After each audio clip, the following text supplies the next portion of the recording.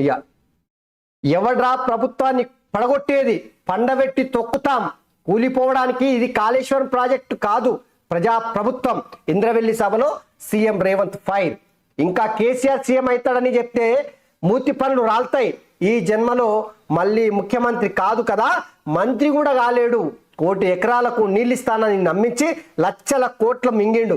త్వరలోనే 500కి సిలిండర్, 200 యూనిట్ల free current అమలు. 15 రోజుల్లో 15,000 కానిస్టేబుల్ పోస్టుల భర్తీ చేస్తాం.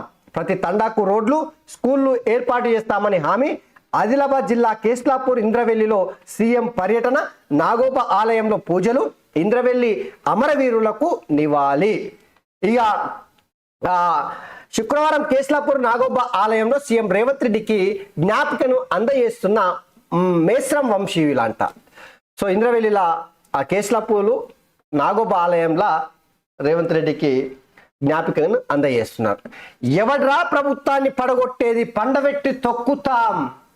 ఎట్లా ఉన్నాయి పదాలు, మామూలుగా లేవు కదా. ఒకసారి చూడుర్రి ఆ పదాలు ఎట్లున్నాయి.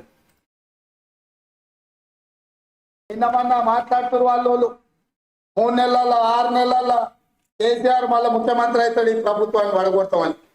నీ అయ్యా ఎవడరా పడగొచ్చేతోడు? పడగొడతారా? ఎవరు కొట్టేది? నేను అడుగుతున్నా. వేలాది మంది మా యువకులు ఇక్కడ ఉన్నారు. మీరందరూ చూసుకుంటే ఊరుకుంటారా? పడగొట్టే ఊర్లకి రాణిస్తారా? ఊర్లలో ఎవరైనా ఈ ప్రభుత్వాన్ని పడగొట్టాలన్న ఆలోచన చేస్తే మీ ఊర్లో యాపసలకు కోదండం వేసి కొట్టండి, లాభుల తొండలు ఇడవండి. ఇది ప్రజలు ఎన్నుకున్న ప్రభుత్వం, ప్రజలు ఆశీర్వదించిన.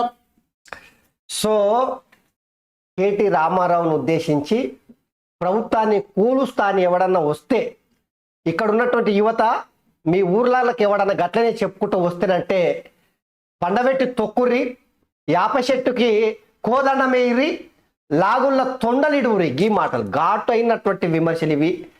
సో ఒక ముఖ్యమంత్రి ఇట్లాంటి పదాలు వాడొచ్చా వాడొద్దా అని చెప్పలేం. కానీ అయినా కేసీఆర్ ఏం తక్కువ తిన్నాడా? కేసీఆరే కదా వీళ్ళందరికీ గురువు గిట్లా మాట్లాడడానికి. ఏది పడితే అడ్డదిడ్డంగా మాట్లాడడానికి నేర్పిందే కేసీఆర్. కేర్ ఆఫ్ అడ్రస్ మొత్తం కేసీఆర్ నుంచి జరిగింది తెలంగాణలో. ఈ బటివాయి మాటలు, పనికి మాలిన అన్పార్లమెంటరీ మాటలు, అసలు బూతుల పురాణాన్ని పరిచయం చేసిందే కేసీఆర్, అనుమానం లేదు. సో రేవంత్ రెడ్డి మాట్లాడితే నేను తప్పని నేనైతే భావిస్తలేదు. కేసీఆర్ చేసినటువంటి ఇట్లాంటి ఇంకెక్కువ మాట్లాడిండు. సో ఇవే కాదు ఇంకొన్ని ముచ్చట్లు కూడా మాట్లాడి అవేంటో చూడండి. ప్రభుత్వం ప్రజల కోసం పనిచేస్తున్న ప్రభుత్వం, ఇది ప్రజా ప్రభుత్వం.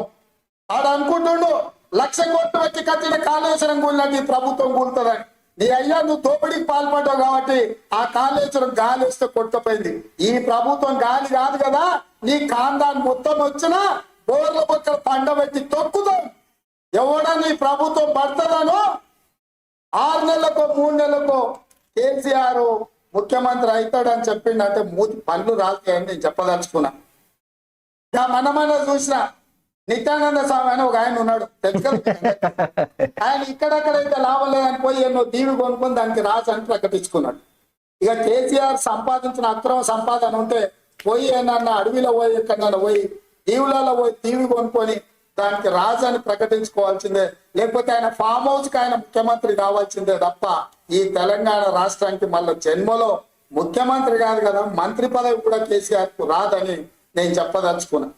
సో ఇవి నిన్న రేవంత్ రెడ్డి చేసినట్టు ప్రధానమైనటువంటి వ్యాఖ్యలు. నిజంగా చెప్పాలంటే ఆ వ్యాఖ్యల వెనుకల ఉన్నటువంటి మర్మం ఏంది? నిజంగానే కాంగ్రెస్ శ్రేణులను ఉత్తేజపరచడానికే, లేదంటే బీఆర్ఎస్ పార్టీ నాయకులకు వార్నింగ్ ఇవ్వడానికే? సో ఏదైనా కావచ్చు.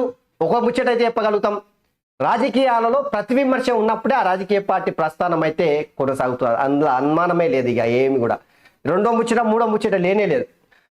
కానీ ఒక్క ఉదాహరణ మాత్రము చాలా తీవ్రంగా ఘాటైనటువంటి విమర్శ చేసిండు. కేసీఆర్ మళ్ళా ముఖ్యమంత్రి అవుతాడా? మళ్ళా ముఖ్యమంత్రి అవుతాడని మీరు అనుకుంటున్నారా? ఈ మధ్యలో నిత్యానంద స్వామి అని చెప్పేసి ఓ స్వామీజీ ఉండే, ఆ పైసలు తీసుకొని యాన్నో దగ్గర దీవి తీసుకొని ఆ దీవికి రాజునని ప్రకటించుకున్నాడు. కేసీఆర్ కూడా గట్ల ఓ దీవి కొనుక్కొని ప్రపంచంలో ఏడని ఉంటే దానికి ముఖ్యమంత్రిగా ప్రకటించుకోవచ్చు, లేదంటే ఫామ్ హౌస్ కి ముఖ్యమంత్రిగా ప్రకటించుకోవచ్చు. కానీ ఆయన జీవితంలో మళ్ళా కూడా ఓ మంత్రి కూడా అయ్యే అవకాశం లేదని చెప్పేసి అత్యంత పదునైనటువంటి మాటలతో విరుచుకుపడినటువంటి పరిస్థితి నిన్న చూసినాం.